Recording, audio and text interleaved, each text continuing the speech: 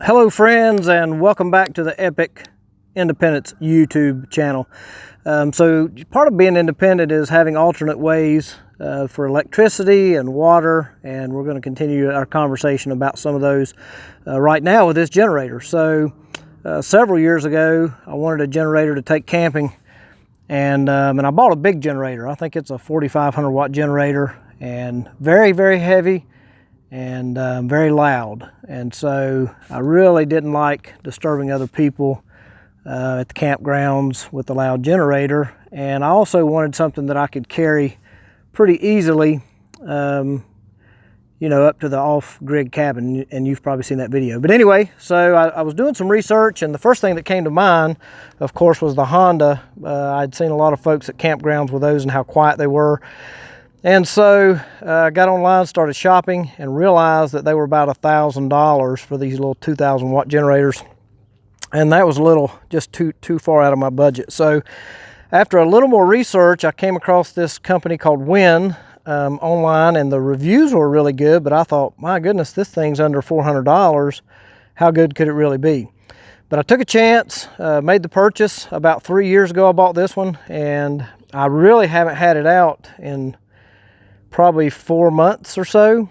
And I normally try to crank all of my small engine equipment more frequently than that, but I haven't had, just haven't thought about getting this out, quite honestly.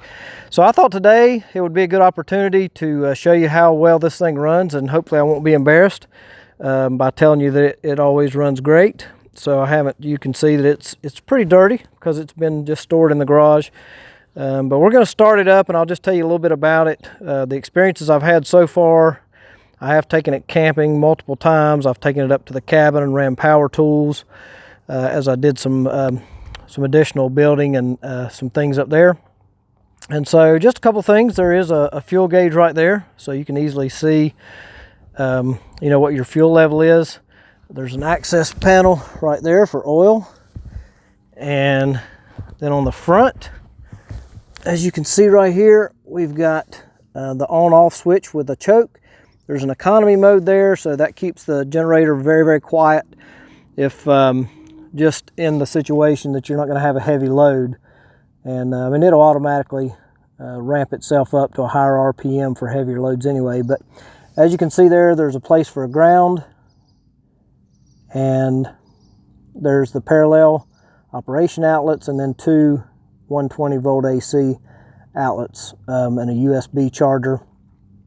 And so a lot of features for this little generator.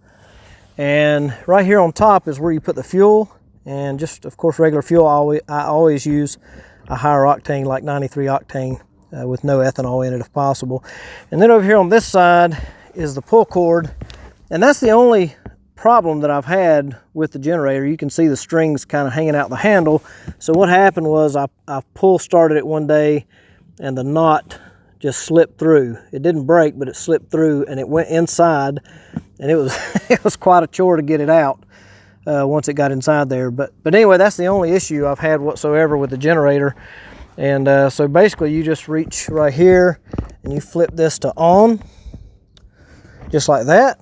And I'm going to just set this camera down, and hopefully I can keep this mic hooked up and adjust this where you can get a decent view of it being cranked.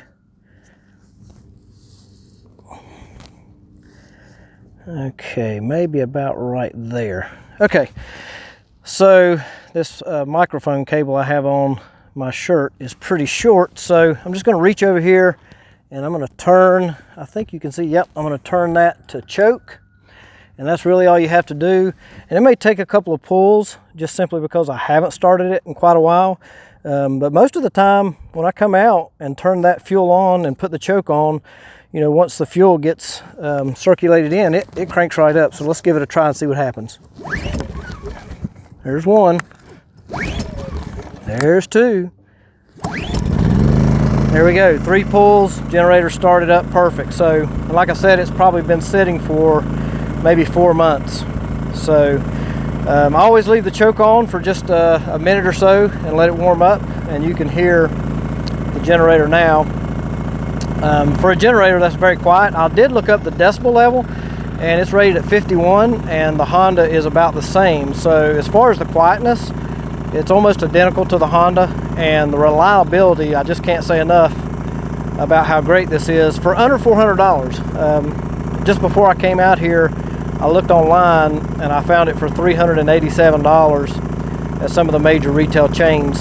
So definitely a value, and so far in the 3 years I've had it, it has been very, very dependable. So I'm going to turn it to on, and so that idle will smooth out. And so I'm not sure how loud this is going to, how much you can tell. Excuse me. So anyway, that's the generator, and the eco mode. If you flip that off, it'll go ahead and rev up. And but even if you have it on and you plug something that pulls a lot of wattage, it'll go ahead and rev up on its own as well. So I hope this has been helpful for you guys.